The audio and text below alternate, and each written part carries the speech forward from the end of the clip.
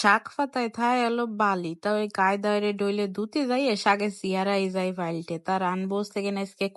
কদু শাক তো আবার মেলা মানসি চেনে না সে কদু শাক কি তা তো পরে কবানি তা ওই সে কোড়ের ভিতরে তেল দিয়ে তেলের ভিতরে পেঁয়াজ কুচি কাঁচামরিচ কুচি দিয়ে একটু তার ভিতরে হলুদের গুঁড়ি মরিচের গুঁড়ি নুন দিয়ে কায়দায় ভাইজে নিয়ে ওর ভিতরে দিয়ে দিছি হচ্ছে কেন পানি পানি দিয়ে আর একটু কষায় নিয়ে ওর ভিতরে দিয়ে দেবো আলু আলু কষানো হয়ে গেলি তাতে দিয়ে দিবানি ওই যে কুইটে ধুয়ে পরিষ্কার করে রাখিছি যে কদু শাক সেই